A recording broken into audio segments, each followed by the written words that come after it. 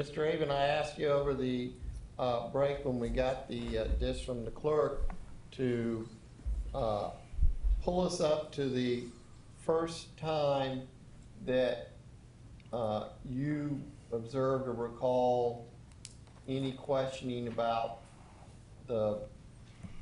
what people had in their hands of the bottle incident. And you brought us to where? It looks like 144.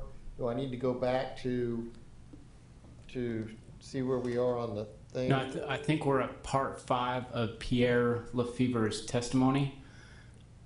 Okay. That is Mr. Martinez. That is cross-examining Mr. Lefevre. I did not find a single question that I asked Mr. Lefevre about the particular matter that we're here about. Okay. But again, I would submit that the recording is the recording.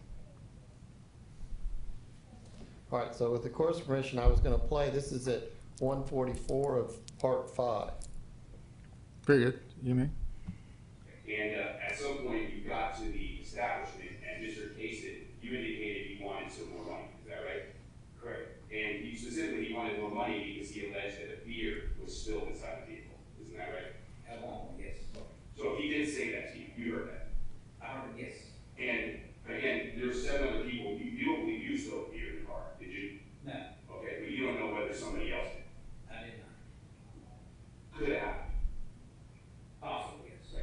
And then at some point, there's some sort of altercation. Would you That's agree with it. that? Yes. And you indicated that you were hit with a. Okay. And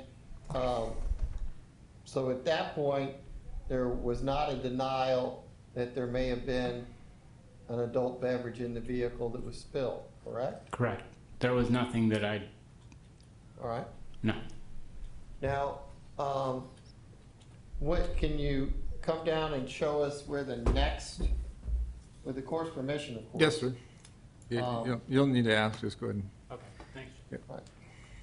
Is there any other conversation with Mr. Lefevre, Pierre Lefevre, that either during the trial or after your review of the tapes that you received or the video you received yesterday, that you believe Mr. Pierre Lefevre was questioned or addressed about this issue? No, I don't believe there was. No, I don't believe there was one. Okay. So the next witness was who? Leslie Lefevre. Okay. And in reviewing the tape, did you find some segments of her testimony where this issue was addressed? Yes, this was Mr. Kuzmano's witness, and she addressed it for a total of 20, what appears to be 24 seconds during her direct examination. If I could just have one moment, Judge. yes, sir.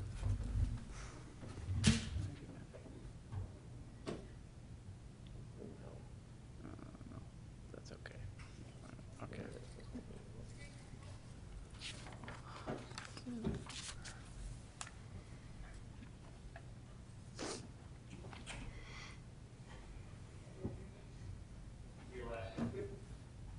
Today is Saturday, month of 19.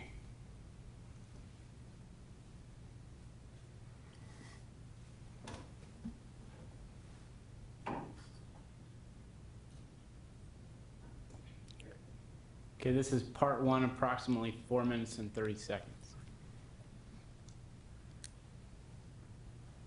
And permission to play this segment, which is beginning at 4:30 Yes, sir. on Leslie Lefevre, part 1. You may. Now, did you have any alcohol beverages on your person when you entered that cab? No, I did not. Did you have any beverages? In my hand? Yeah. No, sir. Did you see anyone else have any alcohol when they got it? Not, we weren't allowed to leave girls with alcohol in our hand. Is that the restaurant food? Yes.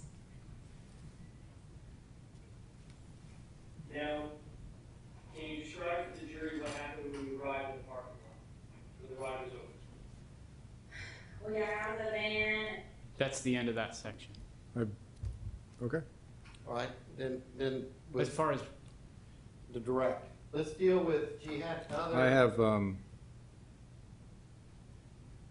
Is there a I don't know part- what my role is. You know, if I should step in if I feel, because the court's made its own notes and, reviewing Okay, is there the, parts that the court thinks, look, and I don't know where they are on the video. I'm not trying to cross-examine Mr. Aven. Okay. I'm just trying to move this along, Yes. there's two other areas on part one that. I can tell you what the question is. During the ride, did you see anyone in your group spill anything? Answer no, because we didn't have anything in our hands. I believe that's 608 to 612. Okay, as long as that, Yeah, we're okay, gonna try and go through all of it, I hope. okay. And that, I think, is the extent. Well, actually, there's 1835 to 2010. That was the cross-examination. Right, there's cross about it. I apologize, you may proceed. I thought you were done with that witness. No. Okay. So, We tried to go, all right, let's, before you start, this would During be, the ride, did you see, the next part is approximately 4 seconds, 6:08 to 6 minutes 8 to 6 minutes 12 seconds. And I'm going to jump back 10 seconds just so that we don't miss anything. anyone in your group spill? we had spilled something in his car, and a piece of plastic had been broken. During the ride, did you see anyone in your group spill anything? No, because we didn't have anything in our hands. And did, And that's that section. Okay, then the next section I want you to look at is 18 minutes 35 seconds to 20 minutes 10 seconds, which I believe is cross-examination.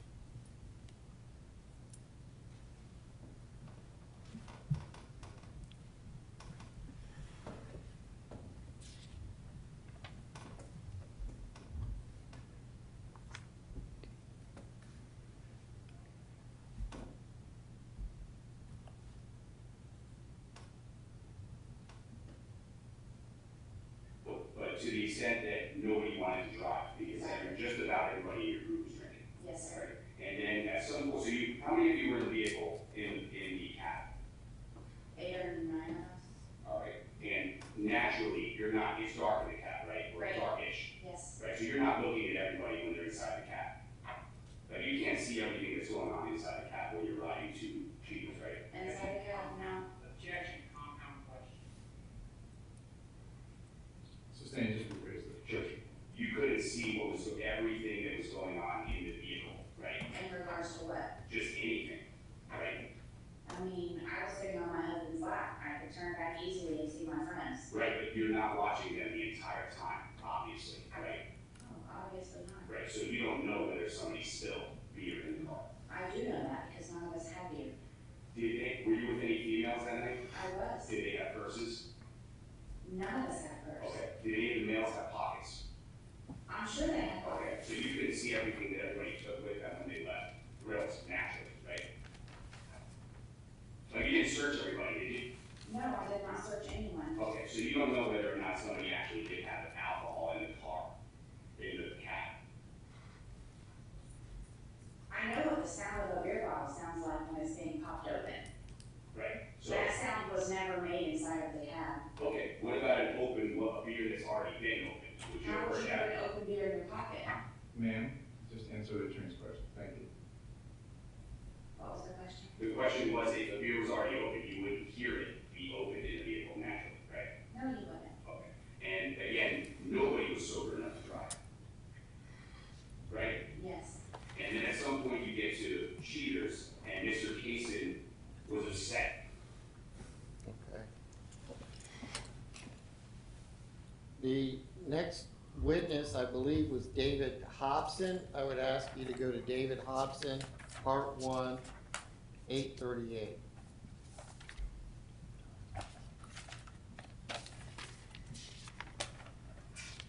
You think I reckon, you tell them what?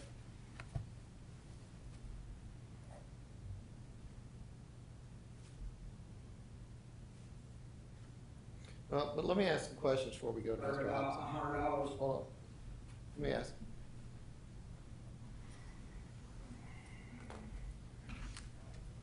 All right. Now, you've heard Mr. Kuzmano. Yes. ask the questions and the responses that she gave. Yes. And you've heard Mr.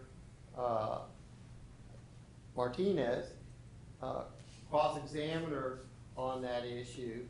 Was there a reason, knowing what was on the tape, that you didn't insert yourselves into that portion of the examination? Probably because I wasn't paying as close of attention as I should have. Okay. I mean, that's on me. And let me back up by saying that, and I take full responsibility, it's my case, but I thought that all parties had reviewed all of the videos. All right. So now we're at Mr. Hobson, and you got it 8:33.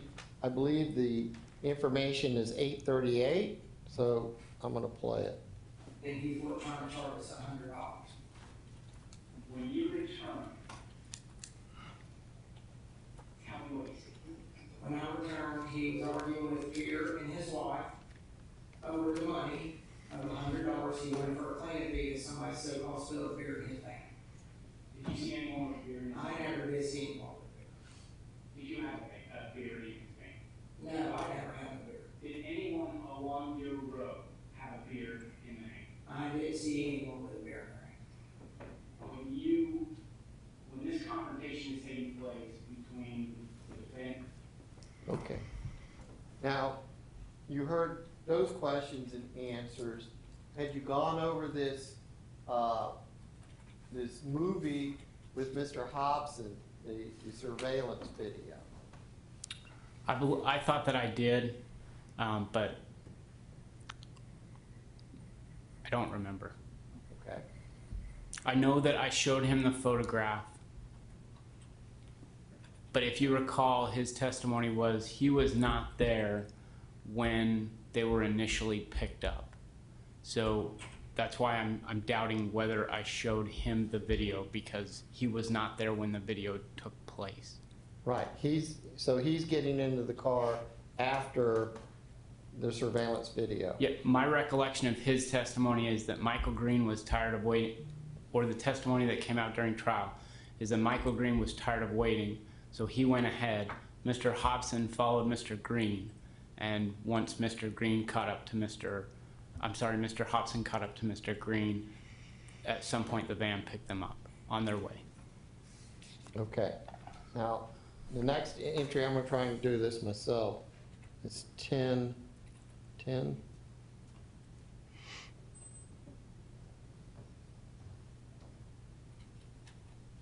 Why is this not working for me?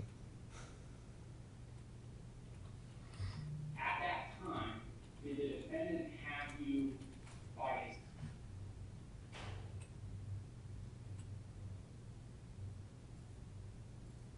If you did not see that. All right, this is I did not see 10:07. that. No. What's the next thing that happens involving? When we come back out of Cheaters, I went down and confronted him on the $100 thing. We're not paying you for $100, so it's something we didn't do.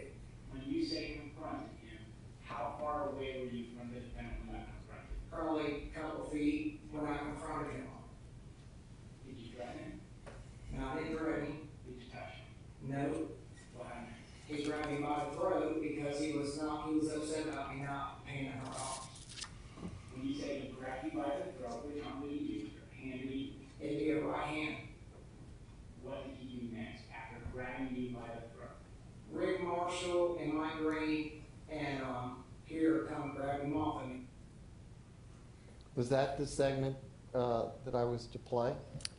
I think that was a little longer than the segment that I recall about this particular statement, but yes. Okay, was there any, what information, if any, was there about, was it that he was saying that it was something they hadn't done?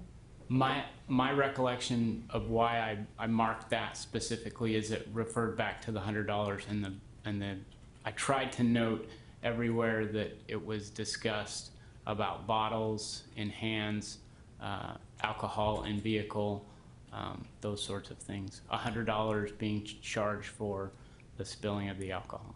Okay. 2315.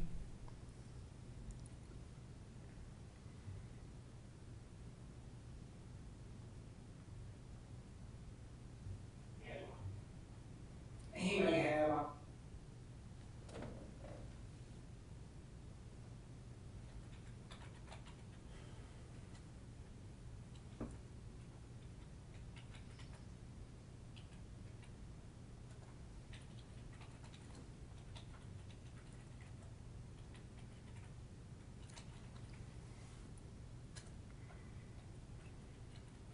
yes, Okay, and that's the cap ban driven by Mr. Casey. that's correct, And you indicated that you personally did not spill any beer inside the van. that's correct. But you can't speak for everybody else, can you? Absolutely not. There's 8 other people in there. Anybody could have spilled beer in the van, Yeah, right? exactly. Okay, and anybody could have caused, and I'm not saying it's intentional, but anybody could have caused damage to the inside of the vehicle. And that's possible. Okay, and I so, agree. and I know that at some point Mr. Casey, is alleged that he asked for more money, is that right? That's correct. Okay, but he was asking for more money because of this reported spill, right? The beer spill in the car. Absolutely. Like, he wasn't asking for more money for the fan, it was for No, the spill. it's for the spill, for the claim fee. I understand, and naturally, your group did not agree with that. We did not. You did not. You felt like, hey, we paid you enough, we're not gonna give you a pay, Right. right? And so naturally, you're not gonna react really well. You're all drinking, right? You're a group of friends, you're drinking, and some guy says, hey, I want more money. You're not gonna react well to that. Objection to the form of question. Let's just dangerous rephrase the question. Sure. Thank you. So naturally, your group did not want to pay that money, right? Right. So I didn't pay. right, and so you're not really happy. You're not happy with someone asking you for more money. You felt you paid enough. That's Objection right. to the form of the question. Overruled. You felt you paid enough. Right. So you're not I gonna, did, yeah. right, and so you're not gonna pay him another dollar, are you? No, I didn't have no intention of paying, but nothing else. Right, and neither did your friends. And that'd be, like I said, I'm telling you from my point of view. Sure, and so neither you nor your friends wanted to pay that extra money, No, right? And so, and you made that clear, we're not paying anything, right? that's right. Okay, and at some point you said that a confrontation occurred. That's correct. Okay, in fact, that conversation was so loud that when you went inside of Cheaters and you heard it, And I come back out. right, because it was so loud, Yeah. and it was like a brawl essentially, was it not? Objection. It was a confrontation, a loud confrontation at the time. Overruled. Overruled. All right, it was a loud conversation, but you couldn't see it, you were inside Cheaters, I was inside. right? But it was loud enough that you heard. Okay. So I believe that was the portion where they talked about the money and now they're talking about a confrontation. Yes, sir. And then that would have been it for Mr. Hobson, based on the notes I have. Who was the next witness? The next witness after Mr. Hobson was, I believe it was Melanie Lefevre. Okay. And with the court's permission, could you step down and Yes, sir. put Ms. Lefevre's testimony up on the, and I don't know if we need another disc yet or where we're at in this. We still on disc I- one? I'm not, that I don't know. I think we are still on this one. Okay, we've got it somewhere. I'm pretty sure. We've got the Where's disc the somewhere. disc?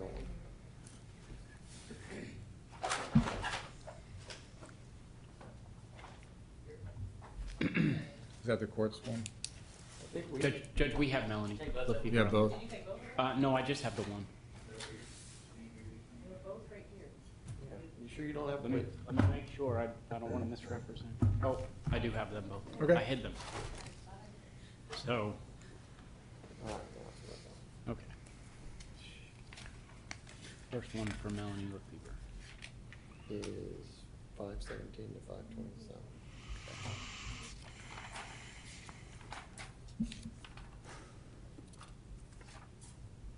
Investigator, please.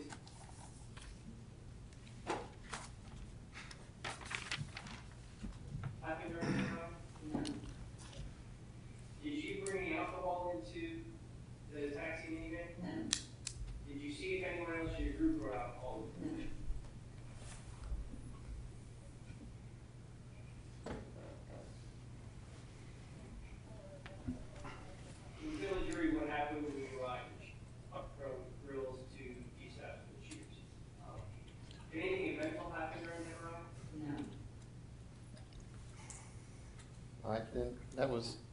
I'm sorry, that's 516. Let me go to 520. Did you bring any alcohol into the taxi minivan? No, Did you see if anyone else in your group brought alcohol? no.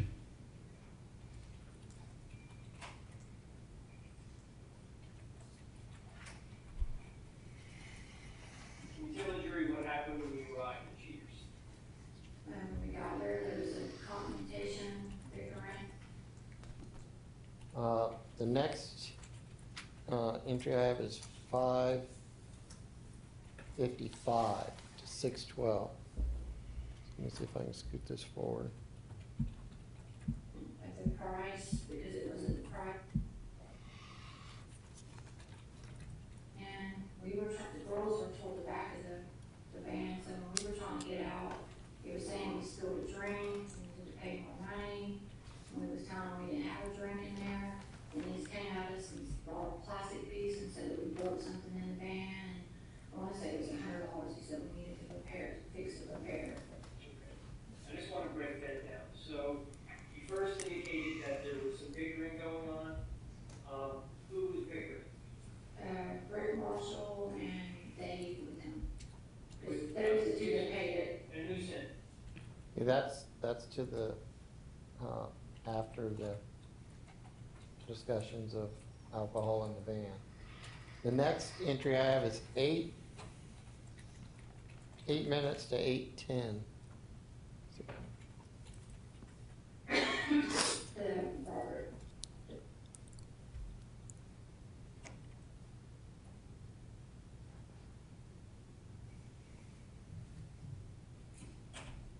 And the drink got spilled and the plastic broke. It was just the girls outside and the man was walking inside. But the driver, where's the driver? And we're outside of the car at this point. He's, him and Leslie are like face to face. And how close are you to Let me that? back that up, I think I went too far. And went in. Remember the drinking, saying the drink. But no, it was just the women at this point, because the men had went in. Remember the drinking, saying the drink got spilled and the plastic broke. It was just the girls outside then. The man had already was walking inside. But the Let me just play this. driver, where's the driver at this moment? And Is he from outside us, your car? we're outside of the car at this point. He's, him and Leslie are like face to face. And how close are you to that? I'm behind Leslie. Okay. But a couple of feet from you or? Yes. Were you able to hear what's going on? Yes. And how well do you know Leslie? Miss Very Leslie? well. Okay. Is she, how would you describe? She's confrontational.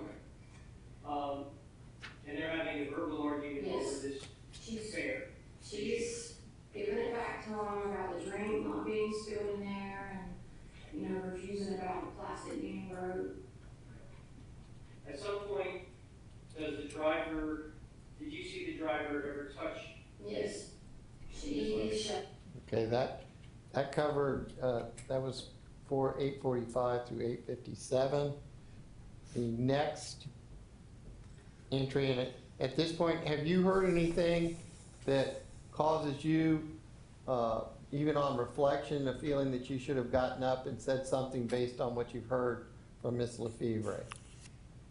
Anytime that you reflect on something and want to make certain that everything is crystal clear, certainly. But at the time when this is taking place, no. I'm going to go to 2105. And I would answer the same question with Miss Leslie Lefevre. Did he,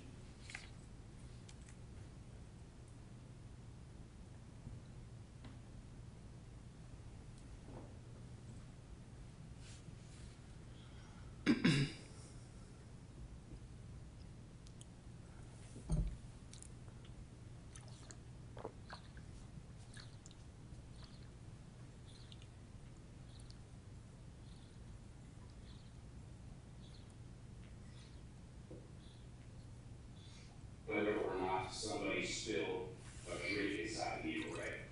I don't know how anyone could have had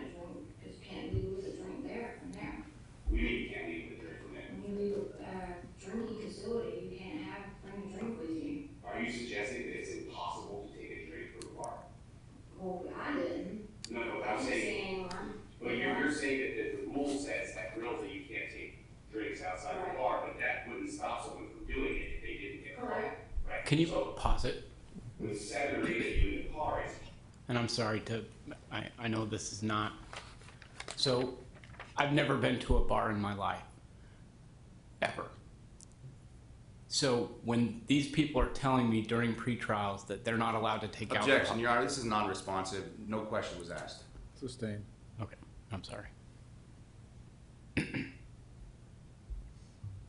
possible that somebody had a drink inside the vehicle. Possible. Right. And you wouldn't know because you're not staring at all of your friends Correct. the entire time. Right? You're not staring at everybody the entire time. Correct. Okay. And at some point, when you get to cheaters, there's an argument about. The next entry is 2202, which I might as well just push it because we're right there. Money, Correct. right? But specifically, Mr. Casey was asking for money for what he believed was a beer being spilled in the vehicle, Afterwards. right? What do you mean afterwards? After they had the disagreement on the fee for driving us there, then he wanted money because he said it was a drink spill. Sure. And did he say that there was some damage to the vehicle as well? And then after that, The next entry begins at 2742 and goes through so 2840. there's a plastic piece that was broken.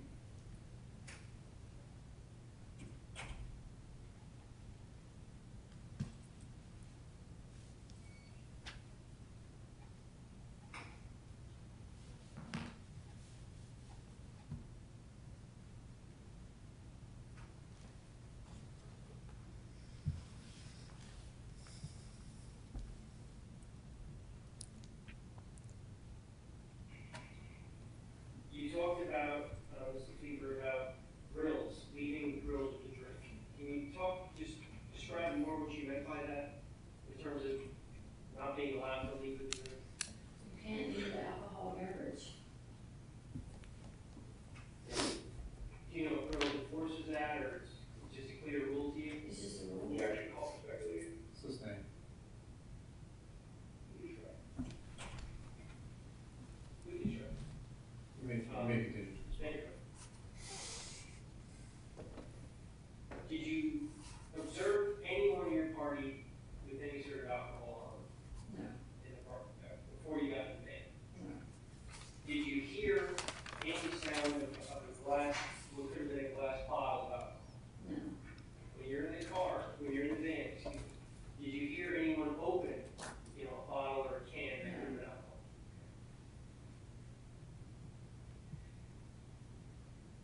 You tested, And then that was the last one for Ms. Lefevre, Melanie Lefevre. Did you find any testimony from Jerry Lefevre that related to this issue? From Jerry or Melanie? Jerry Lefevre. Let me show you. Let me show the fence goes. Okay. Oh, no problem. It just hit the timeline. Showing the timeline that you prepared. Yes, so from 3 minutes and 40 seconds to 3 minutes and 45 seconds, there's some discussion. It's not related to bottles or seeing anything in anyone's hand, but it is, I guess, tangentially relevant to what we're talking about. Well, I'm gonna play everything that you found. Okay. Are we talking about Jerry? Yes. Okay. Jerry Lefevre, so could you pull up Mr. Lefevre's testimony? Yes, I believe that's on the other disc. May I? stand down? Yes, sir.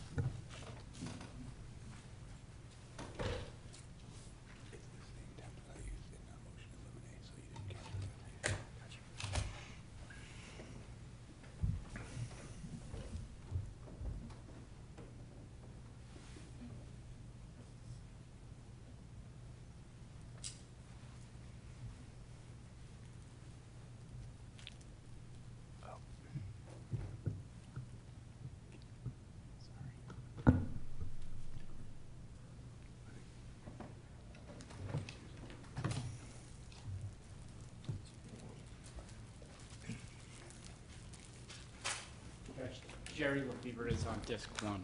This one? Okay, thank you very much. Yes, sir. Do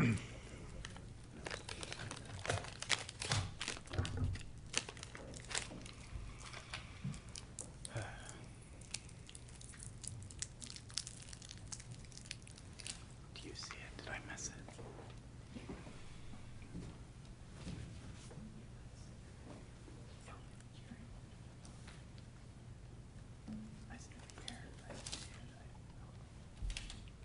Okay, there we go.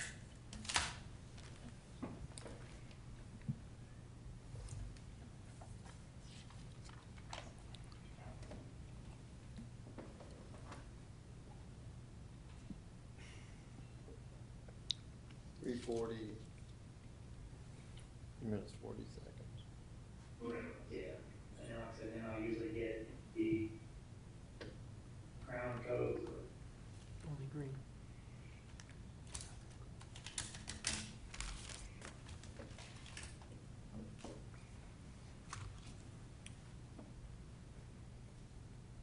Do you want me to go to the next one? No, I'll do that. So, this was this a witness that you were presenting, Mr. Lefevre? It was. Okay. And I think the reason that I noted that is because he said that he had a drink while he was at the grills. At grills. Okay. something like that. So 1 or 2 drinks during the time that you were at. Yeah, and then like I said, then I'll usually get, you know, a glass of ice water and stuff to make sure. How did you get to grills? That's the hard question, I believe. What is anything we shuttled there? Did you drive? Do you remember driving there? No, they not drive it. They need to drive to the beach You didn't even drive to the beach. How did you get to the beach? with a friend. Okay.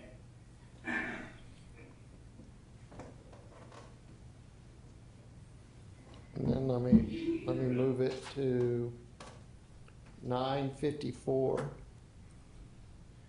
Now, was Mr. Lefevre one of the people that were there at the grills where the movie was made? He was. And what was he doing in the movie that you recall? My recollection of what he was doing in the movie is he was standing out with what appeared to be a cup in his hand. Other than that, All right. that's what I saw. Which could very well have been water, and if my recollection is correct, that was reviewed with him, and he indicated that it was water. We're going to 9:54. The price was different. And the price.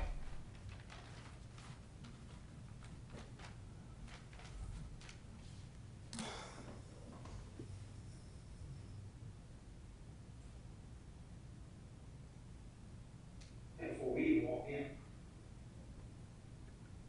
And like I said, they were just, you know, bickering about that, and a drink spilled, and then. Were you outside when there was a discussion about it? Everybody was. Okay. I'm Yeah, just I trying to believe figure how out that young man pulled up to get us out. I'm trying to figure out when you went inside, right?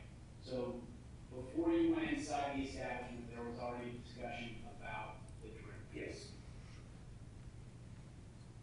Prior to going into, And next is 28:05.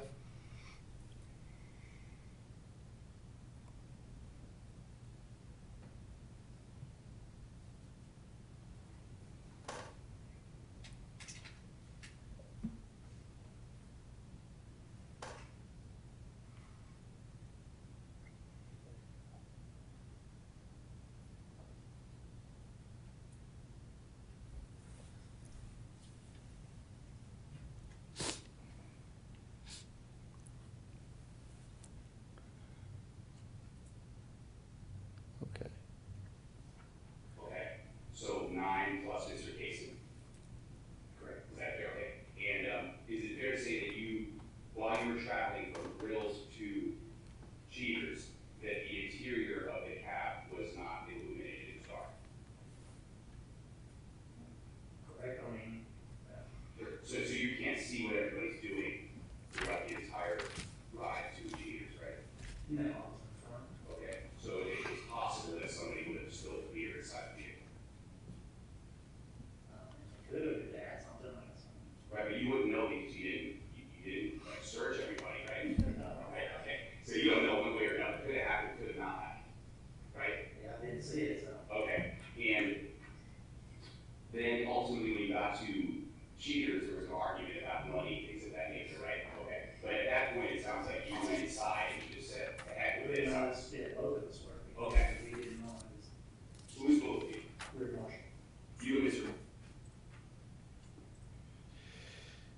Then the next one is 2938 to 2947. Yes. Okay, so you both said, the heck with this, we're going inside.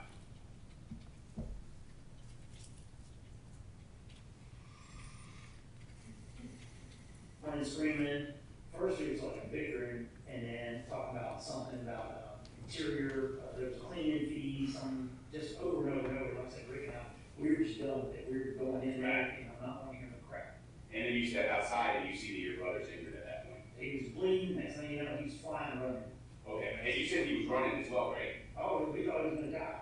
Rear Marshall used to be a fireman, and he screamed. Okay, and then the rest of this, I think, is talking about the injuries that resulted from the incident. That's correct. All right. Then, the last witness that I think you entered anything about that, based on your review that you did last night, was a Michael Green. That's correct. Do you remember when he was called? He was called the beginning of the second day of testimony because he lived in Tampa. We wanted to present him the first day, but he was not available. Okay. And can you pull up Mr. Green on the disc and get to 450 to 550, which is, I think, the area of time that you believe. Yes, Judge, may I? Yes, sir. Thank you.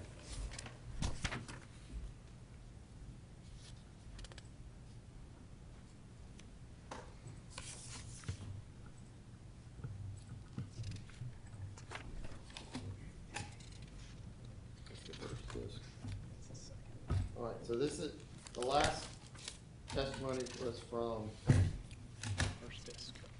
the court 1, and Mr. Green is on court 2.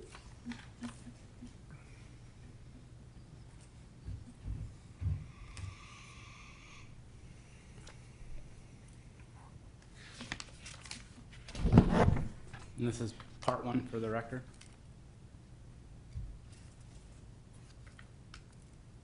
I don't recall it as a band. The van? Of Okay. some sort. Did you, Mr. Hobson, get in there? Yes, sir. Were you, sorry, were you carrying, any alcoholic beverages on your person? No, sir, I was not. Did you see if Mr. Hobson had any alcoholic beverages on? I did not see it, but per my recall, that establishment does not let you leave there with any alcoholic beverages. So I don't see how they're gonna have anything. Which establishment was that? That was Grills. Grills? Yes, sir. And how did you know that was the Grills policy? Because when I went to walk out, that was told me, go away. There was a bouncer there? Yes. Can you, at some point, did you get in the van? Correct? Correct. Taxi van, okay. And do you recall where you sat? I know that recall. Okay. Did you see if anyone in the van had any alcohol? I did not. Did you hear any bottles clanking on the I van? did not. Did you hear any bottles or maybe a can open on the van? I did not.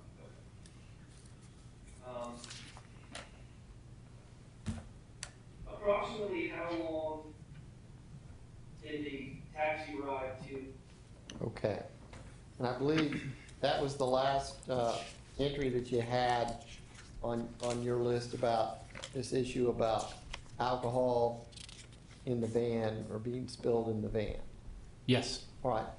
Now, in reviewing this case, you looked at the video that you placed in evidence, and what were your observations and conclusions that you made? Did you look at this tape more than one time? Prior to the trial, Yes. probably 2 or 3 times. All right. And at that time, did you note that some people had things in their hands that Yes. that looked like that were similar to a beer bottle? Candidly, they looked like a bottle, which is why I asked the witnesses what they were. But as far as a beer bottle or another bottle, I did not know. All right. What did you perceive? What did you take out of what you saw on the video? What did you perceive you saw? Now, having reviewed it more than 2 or 3 times, it appears that 2 of the individuals, and I believe it was Carolyn Green, who we were not able to speak to, and possibly Pierre Lefevre, had what appears now to be a brown bottle. Okay. As far as Jerry Lefevre, it appears that he has a cup that's see-through, but Okay, and then the court has indicated to you a third person. Did you view that, having looked at the same video, your perception, did you perceive it differently?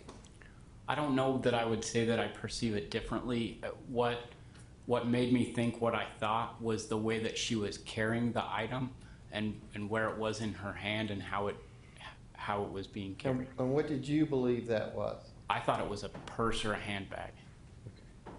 All right. Now, because of the way the video was set up, could you see whether or not any of the items actually went into the vehicle? It appears that the individuals that have those items go into the vehicle. There is nothing after the vehicle leaves, but as far as whether the driver took those from them, whether I did not know. All right. So it was circumstantial because there wasn't anything left behind. Yes. But the car was, Objection, this is leading, Your Honor. okay, withdrawn. All right, sustain.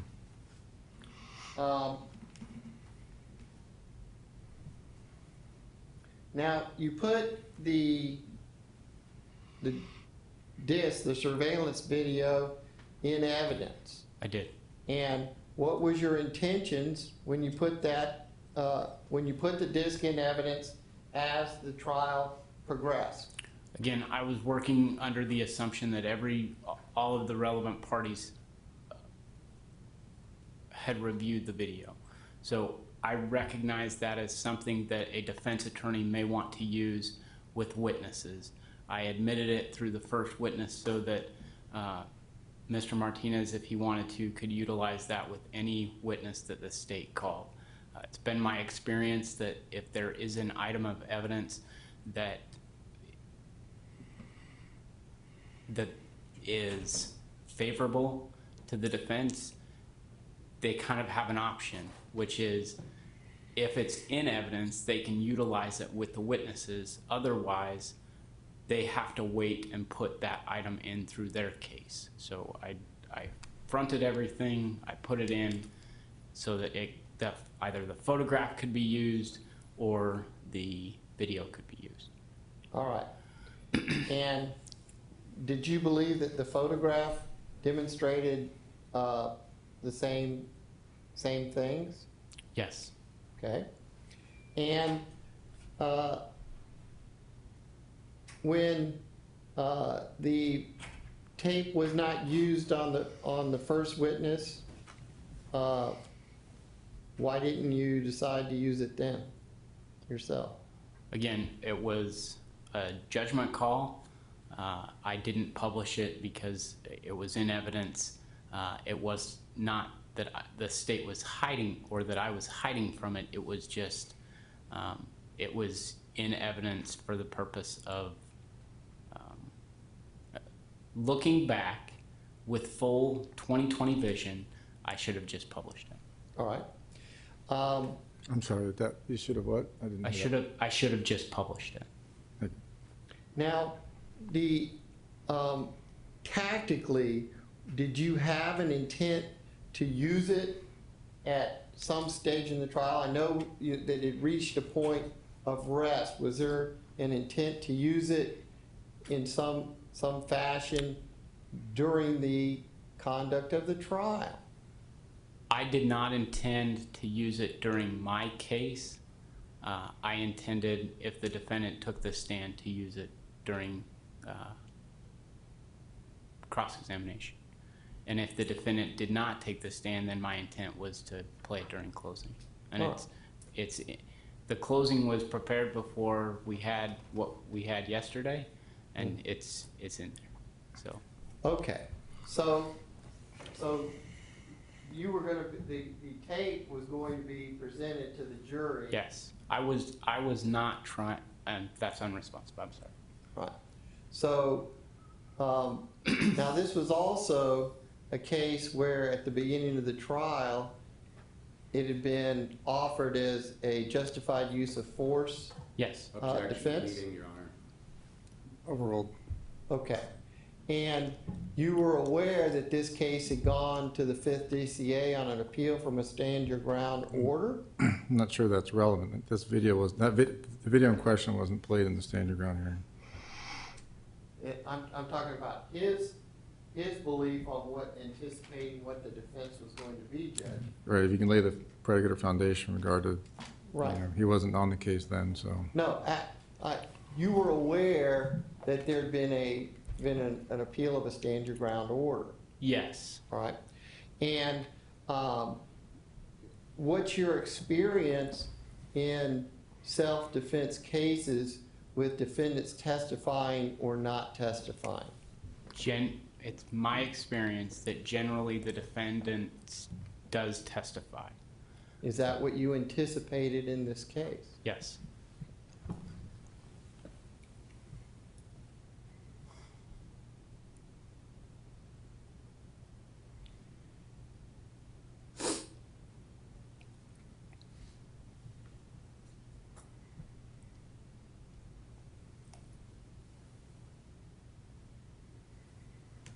Knowing the existence of the tape, what was your theory of the case, and how do you intend to present and deal with the issue if the case had gone forward to argument with the jury? My theory of the case was it didn't matter to me whether or not a bottle or bottles or alcoholic beverages were taken into the vehicle or spilled in the vehicle. This case was about a defendant that agreed to a fare, and when I say fare, F-A-R-E, a fee to transport this group from one place to another. That increased as soon as the group got there. Then there were these number of reasons, whether there wasn't actually a piece of plastic that was broken or whether there was alcohol that was spilled in the vehicle. Those things didn't matter to me because all of the witnesses testified that it was the defendant that pushed Leslie Lefevre. It was the defendant that grabbed David Hobson by the throat and put him in a headlock. It was the defendant who hit the Pierre Lefevre on the head with a bottle and then cut him, and it was the defendant that ran over Michael Green. And all of the rest of that was not justification. It was not reason for these things to happen. Okay. And were there any allegations at any point in this trial that any of these purported bottles were used in any way by the defendant in the actual episode? No. And what was the evidence that you were presented with in that regard? In other words, what were you aware of in that regard? My recollection of the testimony that came out in the trial was that the beer bottle was on the ground. It was picked up, and the defendant struck Pierre Lefevre in the head, and then he was cut with I would say the neck top of the bottle. Okay. I don't have any other questions I was going to try. Did you want me to leave the disc? Yeah, please. Okay. Thank you. And we have the exhibit with the two video, I don't know where it would be, the exhibit with the two videos, the surveillance video, the 4 minute. States 2. States 2. I have it, thank you. Here's the exhibits that I use. Okay, thank you. States 2, is it up here? Give it to Oh, you. great. Thanks. Okay, perfect, thank you. Good afternoon, Mr. Aven. Good afternoon. Oh. Now,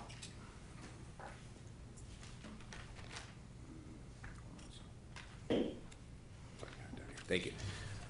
Mr. Aven, you've been a state attorney, or I'm sorry, you've been an attorney since 2008, Yes. and you'd agree that you're a pretty experienced trial attorney. Yes. You've had many, many jury trials throughout the years, Yes. and you worked as both as an assistant state attorney and as a U.S. attorney as well. An assistant United States attorney. That's Yes, what I sir. meant. I'm sorry, That's okay. assistant United States attorney. And you had this case since December of 2021. Is that right? Yes. And as you indicated on direct examination, you reviewed all the evidence as you would any case. Yes. And you've had plenty of opportunities to review the surveillance video, the witness depositions, the arrest reports, and for lack of a better term, all of the evidence in this case. When you say plenty of time, I began prepping this case last week. But yes, that has been at my disposal since I took over in December. Right, so you had at very least you had access Yes. to all of the information that we're discussing at this time. Yes. Is that right? And you indicated that, yesterday you indicated to the court when we were having a discussion about these issues that you spoke to each and every witness specifically about the surveillance video. Yes. Right, that's what you said yesterday. Yes. Right, and you said unequivocally that each and every one of those witnesses said that they either did not have a drink or they did not have an alcoholic drink. That's correct. And yet today you're indicating that when you reviewed the video with them prior to trial, that some of them said they did not recall. Is that right? Yes. And you'd agree that I do not recall is different from an unequivocal no, right? Yes. And when the witnesses testified in trial about the issue of whether or not they had an alcoholic beverage, they gave an unequivocal no, right? I would say some did. Yes. Okay, most did, in fact. And I would say some did not. Put it this way, not one of them said, I don't recall whether or not I had an alcoholic drink in the car. Not one of them. That they had an alcoholic drink? That's Right. correct. Not one of them said, I don't recall. That's correct. But on direct examination here today, you said that when you reviewed the surveillance video and you asked them, what is that in your hand, or something along those lines, that some of them at least said, I do not recall. Whatever my testimony is what Well, it is. you just testified about that a few minutes ago, would you Yes. agree? And you said that some of the witnesses, at the very least, said, I don't recall whether I had something in my hand or not. To you personally. I don't remember if my testimony was that. All I can say is that I reviewed either the photograph or the surveillance video with all of the witnesses in the case. Speaking specifically, I shouldn't say all of the witnesses in the case, the 6 witnesses that we're talking about now. Now, when a witness comes in and says unequivocally, no, I did not have a drink in my hand, or all of them saying that, you'd agree that's false testimony. Are you talking about the 6 witnesses? Yes. No, that's not inaccurate testimony. So in other words, your testimony is that at least 2 or 3 of these witnesses did not say, no, none of us had drinks because you couldn't leave the establishment with a drink. I think there's 2 different questions. No, my question Okay. is, did they say that?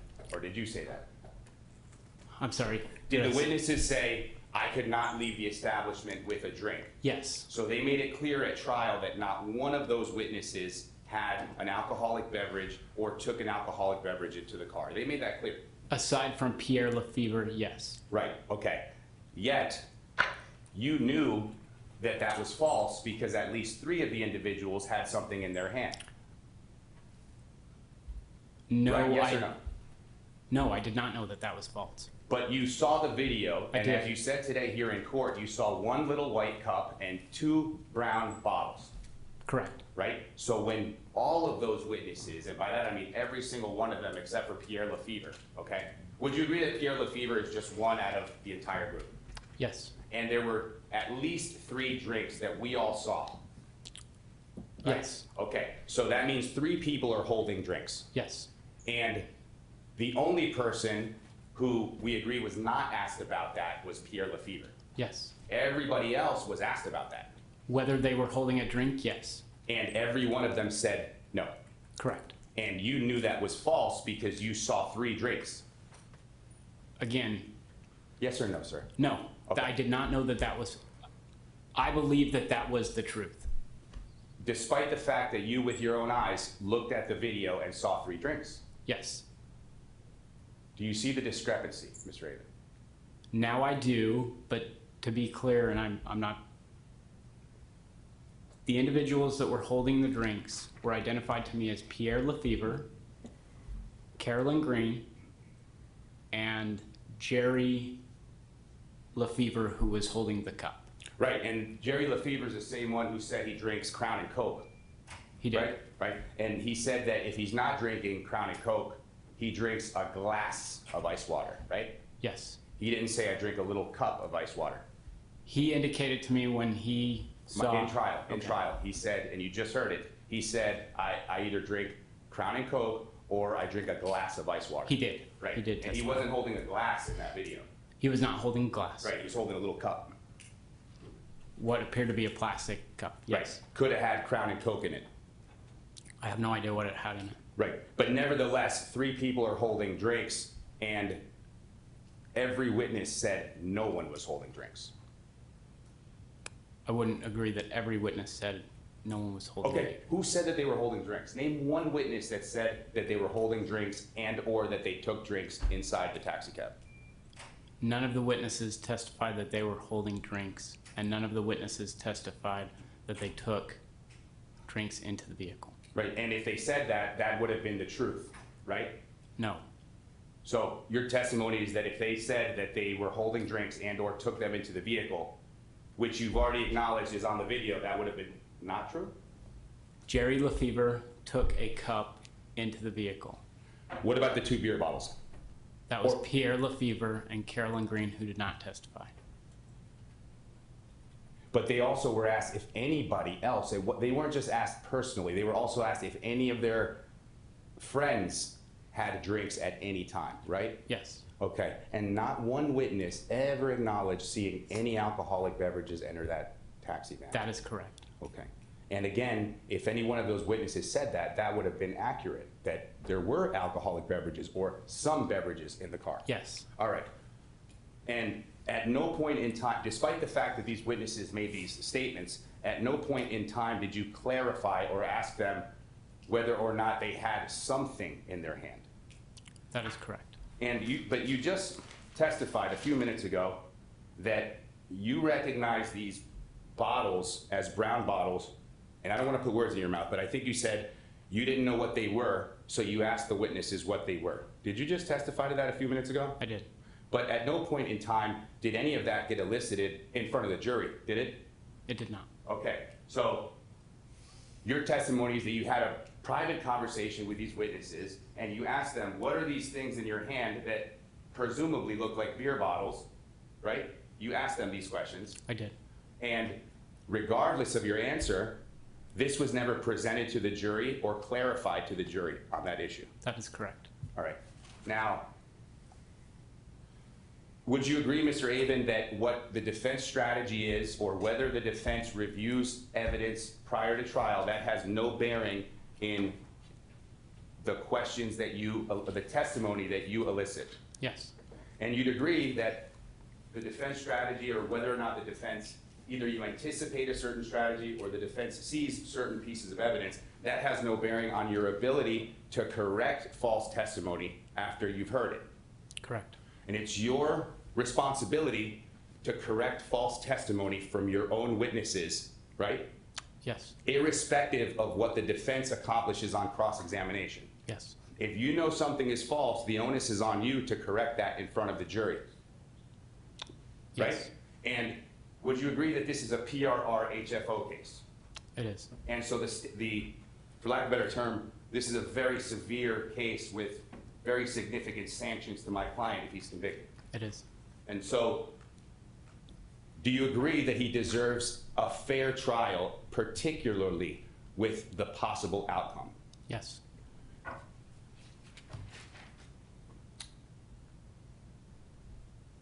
Now, when you were laying the foundation with Pierre Lefevre on the issue of the 2 surveillance videos, would you agree that ultimately we found out that that disc had 2 videos on it. Yes. And when you're talking to Lefevre about that disc, you at no point in time make it clear that there's 2 videos on that disc. Having listened to it, I did not make it clear. Right. You said, is this a fair and accurate depiction of the surveillance video that you saw in the defendant's van, et cetera? Yes.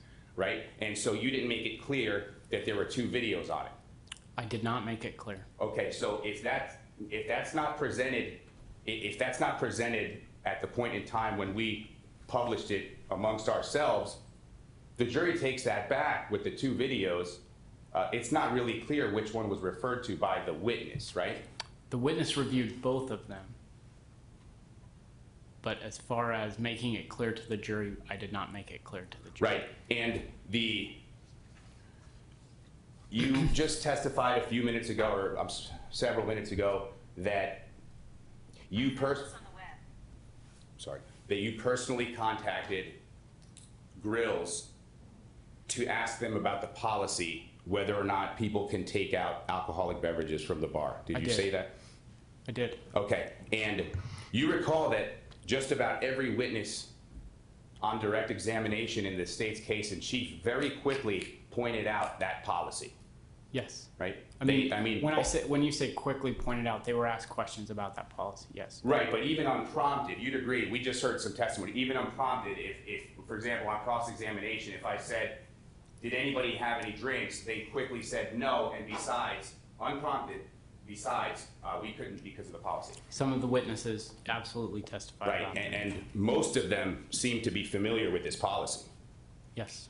And yet you testified that you called Grills a week ago and you were told this policy? I wouldn't say a week ago. I called Grills during my trial preparation, which was from April 11th to... Let me ask you this way. Was that following, were the depositions of the witnesses taken prior to that phone call? Yes. And were all of the witness statements taken prior to that phone call? Yes. And at no point in time, either in depositions or in any witness statements with law enforcement or otherwise, do any of the witnesses discuss this policy? That's correct. So, well, let me say this. No, that's yes or no. Did any of the witnesses ever discuss this policy? I did not find in the transcripts, at least that I reviewed, the discussion of these policies. So at trial, lo and behold, after you call Grills, all of a sudden they all know about this policy, right? No. Okay. Now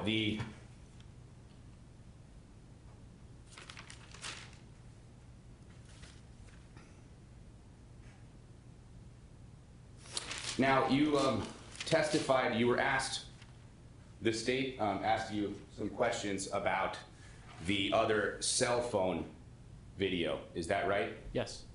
And do you recall in the trial, before we get to the video, you recall in the trial the individuals describing Mr. Kaysen driving away from the first fight, if you will?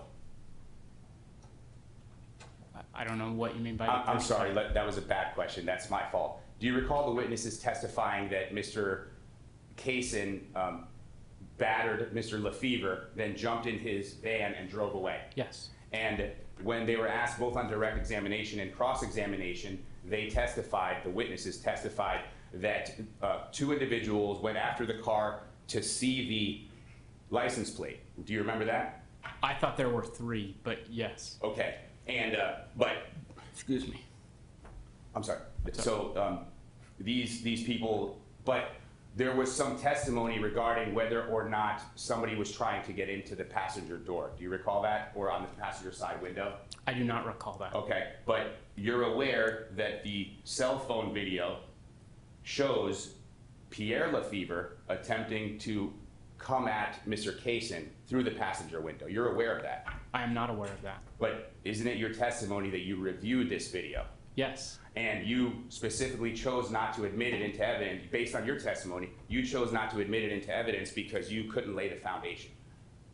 Correct. Okay, but irrespective of what's on that video, you had viewed that video. Yes. So if, in fact, that video shows Pierre Lefevre trying to come at my client through the passenger window, would the testimony of the witnesses that he was behind the vehicle be false?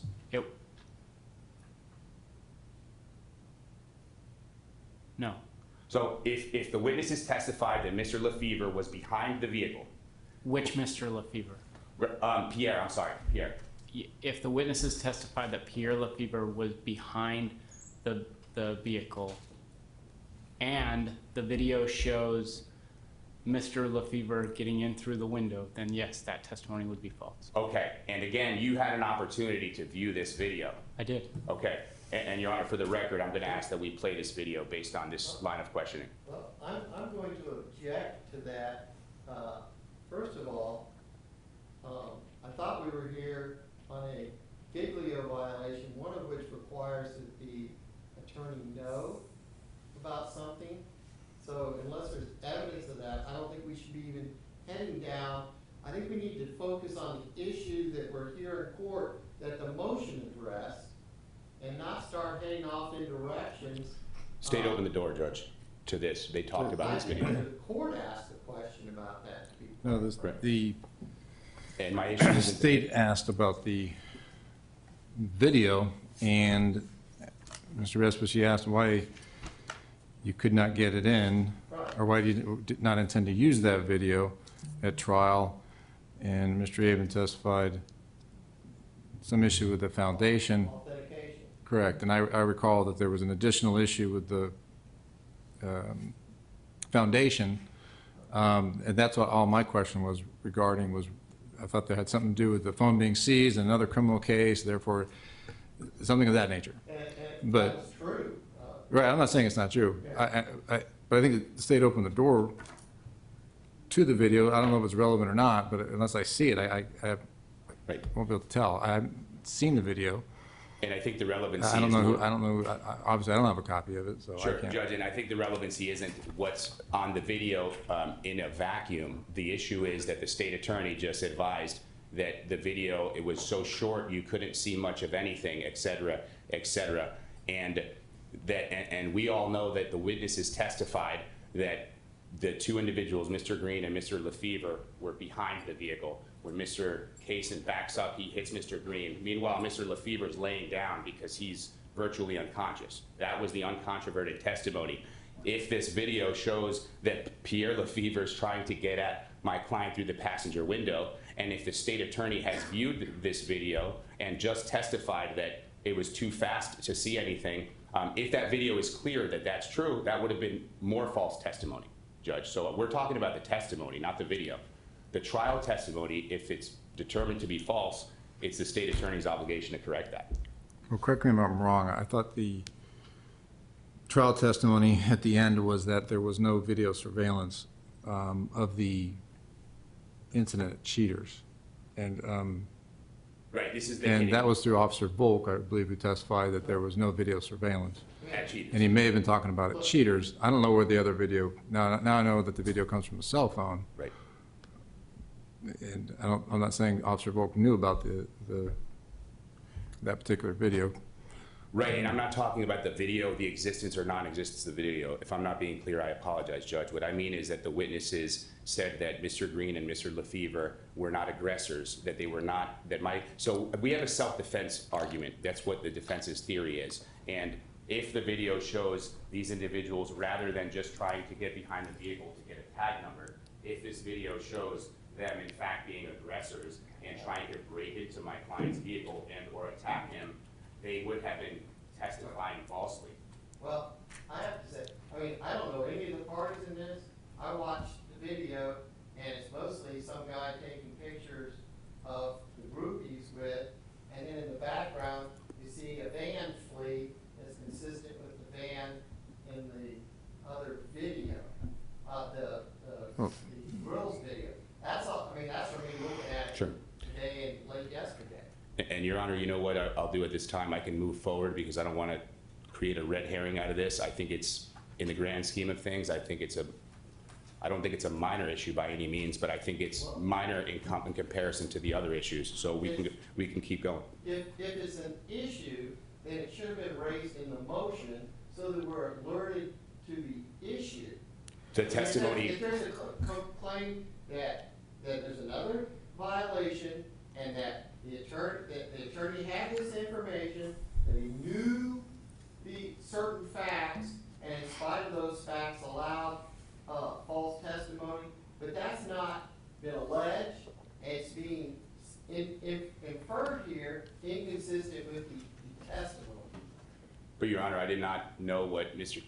Aven was going to testify I about. mean, if you have the video, it can be played. I don't see the harm in it being Right. played. Thank you.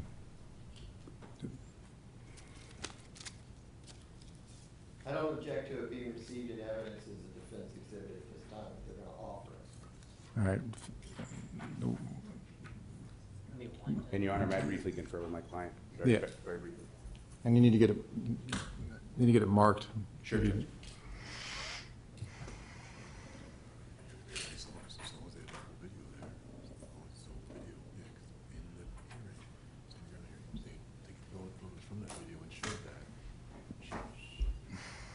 May I approach, Your Honor? Yes, sir. I'm now, To be defense one defense one. for this hearing.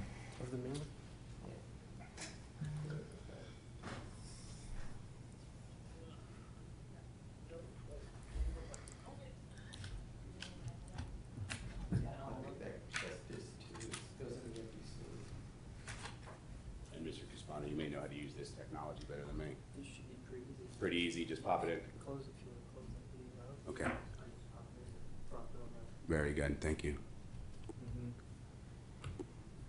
Your Honor, may I approach Madam Clerk? I returned Court Exhibit 1 and 2 to. Yes, sir. Thank you. Thank you.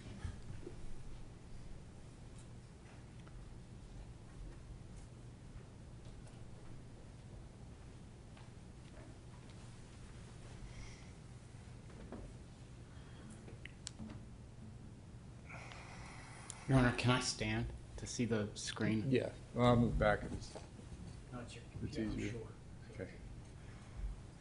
You're fine.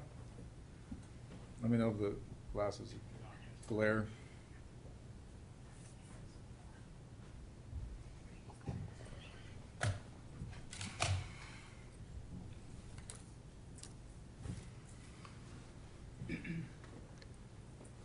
Is it automatically? Open the disk drive and just hit double click. Open the drive. There you go. Thank you. So there's two, I'm not sure which is which, Your Honor, or if there's a longer one or a, no. No, I'm talking about the cell phone video. I'm sorry, that's the one I meant. The one that was not admitted by the state in evidence because of the foundation, not this video. Hang on a second. Ms. Martinez, which one, is that States 2 that you just put in there? Or Yes, states two. That's not, that's the grills video. Right, That's the I'm sorry, state. that's what I was talking about the cell phone video that was not admitted into evidence by the state. I don't know where that is. Okay, And it was never put into evidence by the state. right. Okay, no problem, Judge. I don't want to make this I sloppy. thought, so I thought you had a copy of it there. Yeah, thought you were gonna mark something and put it in. Is it, make sure, is that States 2? Yes. It hasn't been changed, has it been marked up again? Can you bring the cover? Oh, yes, I'm sorry. Yeah, sure thing. Thank you.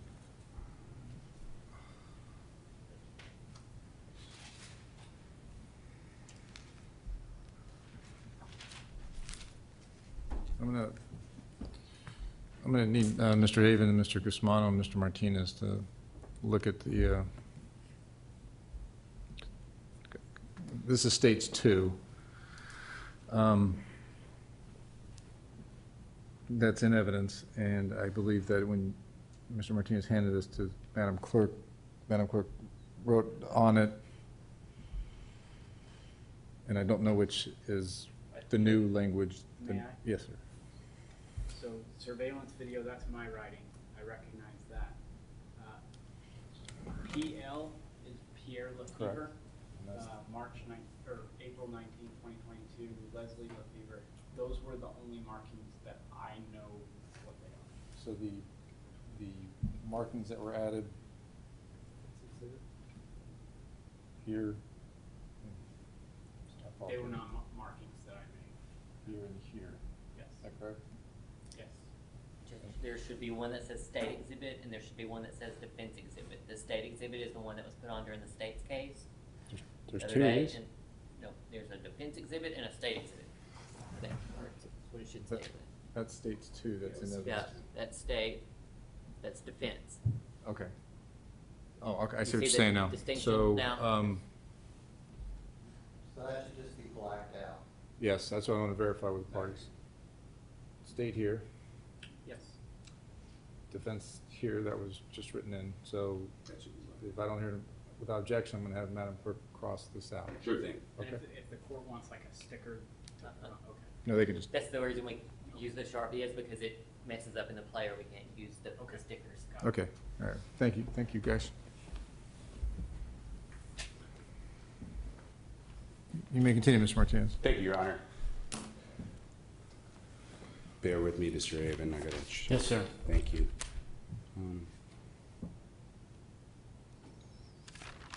And again, when you were asked by Mr. Respis why you admitted that video with Mr. Lefevre, I don't want to misquote the question, but I think I'm right. Why you admitted that video with Mr. Lefevre but did not publish it, your testimony was that you wanted to give the defense an opportunity to use that video, something along those lines, right? The video and the photograph, yes. Okay, but whether or not defense used those exhibits, assuming a witness made a false statement that you knew was false, that doesn't cure the state's obligation to, or excuse me, that doesn't relieve the state's obligation to Object cure. to the assumption without a foundation and an indication of where it was a lie. See, and here's why I'm making that, because you now have one person wasn't asked, one person didn't testify, and a fellow with a cop. I haven't heard anything that he said, so I want to know, I think the question. Well, I think if you had listened to the entire trial testimony, I wasn't here. I understand that, but I think if you listen to the entire trial testimony, these aren't isolated. Today, what's happening is the questions and answers are being isolated out for this hearing.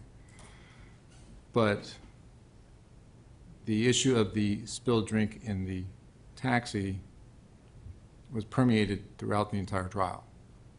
It became a material aspect of the trial. So much so to discredit, in the court's opinion, the defendant's request for a $100 cleaning fee. So it's, Okay. even though we have these questions, even on redirect by the state, where they follow up with more questions, in the court's eyes, that's more or less bolstering that witness's testimony in Okay. regard to the alcoholic beverages. If you sat through and heard all the testimony, and is what I'm getting at, and that's what the court's issue was. Right, Okay. I understand what. This is not, I'm not talking about an isolated thing. I do understand your objection to Mr. Martinez's question, because I didn't understand it Okay. either. So, But in the end, when we're dealing with this, we're dealing with a situation where someone has affirmatively lied. Someone saying, I didn't see, I didn't do that, when there's no way to show if it happened or if it didn't, frankly. well, so for example, if have you seen the video of everyone getting in grills, Mr. Respis? I did. Okay. I've seen that several times now. Okay, so you clearly there's people getting in that vehicle with Right. beverages. Then you have witnesses asked, did you see anyone get in the vehicle with a beverage? No. All right. So Is that not a lie? No. it's How is that not a lie? Because how do we know what they saw? See. Because Mr. Aven has testified that he's shown some of the witnesses that video. True. So apparently they went and saw it.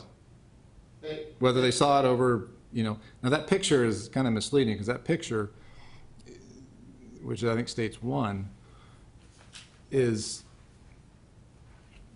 I don't even think that was published, but you can't see any of the beverages in the hands of the people, I don't believe, in this picture. Your Honor, I think it's also really important that Mr. Aven also testified that he asked these witnesses what they were, what those things were. So it came up, they had a discussion about this, and they point blank said no. Every single one except one witness said no.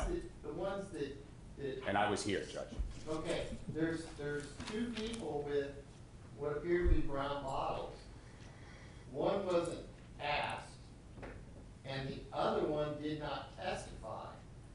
And the other said at the time they did not see it. That was the context of this, is when the event was happening, they didn't see any beer, didn't hear anything. That's what I heard from just now. Now, I wasn't at the trial. I heard the shortened version of all that happened.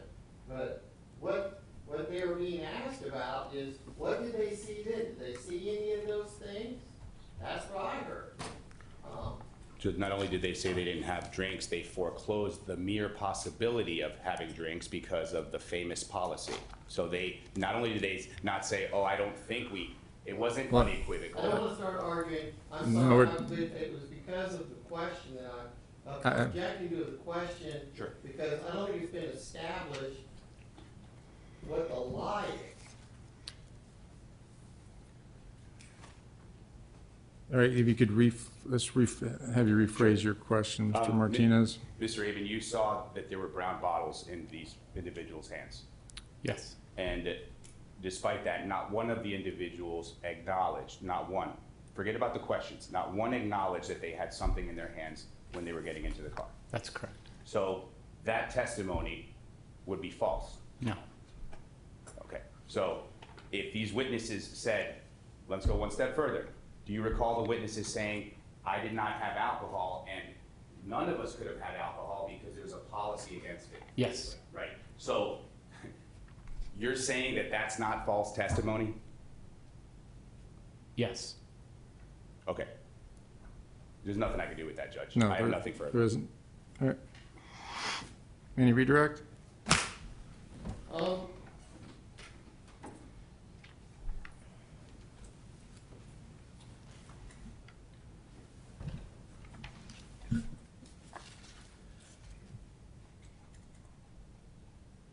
Why did you call Grills about the policy? Because I wanted to verify what they were telling me was accurate. Like I said, I've never been to a bar. Okay. And during the testimony, did you perceive that the witnesses were lying about possessing an item of a drink of some form and taking it into an automobile? I did not, because the witnesses that testified that had what could have been a bottle, or what was a bottle, however you want to phrase it, was Pierre Lefevre, who didn't remember, and Carolyn Green, Elena Cawley. Okay, and that was, And Elena Cawley had, I thought it was a purse, but okay. And then the fellow that had the cup, was he, do you recall him being asked about the cup or what was in it? I do not believe he was asked about the cup or what was in it. Was he asked about having a drink? To your recollection? Whatever the testimony was what it was. And we just played it, We did. and I think he was talking about the dispute about alcohol spilling in the vehicle. Yes.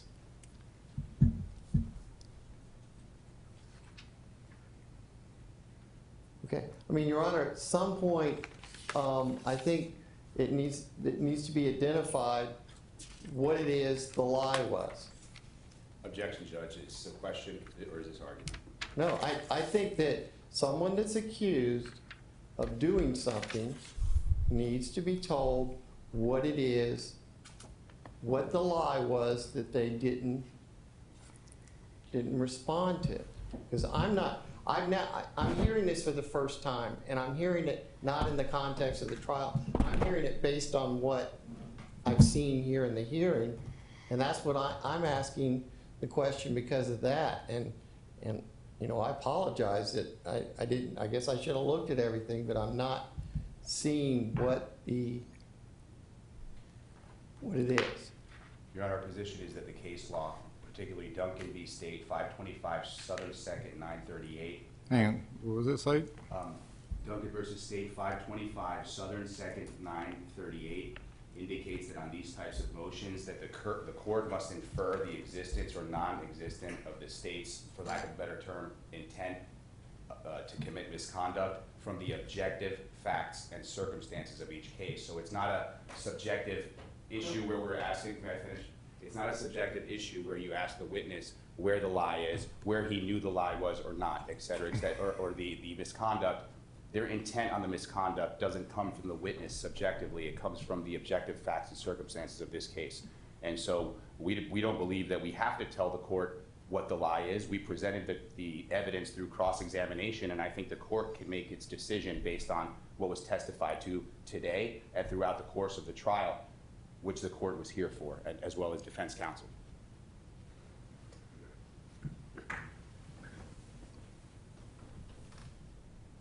Why would that not be a correct assessment, Mr. Respis? Because what we're talking about is misconduct by an attorney that subjects them potentially to contempt. And I think that the attorney that's accused has a right to know what it is that the act that they're responding to. I certainly appreciate that there is a whole lot of information going on about whether or not there was alcohol in that vehicle that spilled. I certainly appreciate that, and I certainly agree that that tape calls into question the accurate testimony of the people that were there about their ability to accurately perceive what was going on around them. I haven't heard where any of them actually that said these things were in possession of anything themselves, where it's like, that's where because I didn't know that. And that's where I'm getting hung up right now is, you know, if it's impeachment, that's different than they told me this before and they told me this at another time. That's where I'm having an issue, because he was told the same thing throughout. I mean, that's what his testimony is anyways. He was told by these people the very same thing. They testified exactly how they told him, and there's this tape that calls the accuracy of that testimony into question. That's bingo, you hit it. So basically what I'm kind of hearing today is that the state put that States 2 into evidence, did not intend to publish it, or in fact didn't publish it during their case in chief and rested it. That Mr. Aven testified he put it in so that the defense could use it to, I guess, impeach the witness. To use your term, Mr. Respis, accuracy of the witness's testimony. Right? So accuracy meaning whether they're telling the truth or not telling the truth. Well, it's whether or not it's the accuracy of the information, because someone is inaccurate doesn't mean they're lying. It means they did not perceive that which happened. They're not a good historian. And alcohol influences that, and their perceptions influence that. That doesn't make it a lie. But if the state knew, Judge, that's the central issue. If the witnesses could have been mistaken, but if the state who viewed the video and saw unequivocally that there were containers, it's the state's obligation to clarify that, Judge. And it's their witnesses. Well, I think, you know, we're getting... That wasn't going to happen at this point, frankly. I mean... We do. State rested. Well, but At what point was... evidence. Right? And we don't know what Mr. Aven was going to do with it. Now, I would, if an I mean, he said what he was gonna do with it. Yeah, he said he was gonna use it and show it to No, the he jury. said, well, he said he was gonna, he put it in so that Mr. Martinez could use it. No, I think. And then if the witness testified, then he would cross him with it. But he wasn't going to Or- clarify it. Or if neither of those things happened, he was gonna use it and he was gonna show it to him in closing. Right, he also Without there. clarifying those statements. That's our problem, Judge. It's the state's obligation to clarify misleading statements. We're getting irrespective of cross. we're kind of the carts before the horse. I think that we need to finish with the testimony of Mr. Aven. Well, Judge, I have no further questions from the defense. Any further I don't know if questions from Mr. does. Respis? Nope. All right, thank you, Mr. Aven. Thank you, Judge. All right, why don't we take a brief recess? Yes, Your Honor.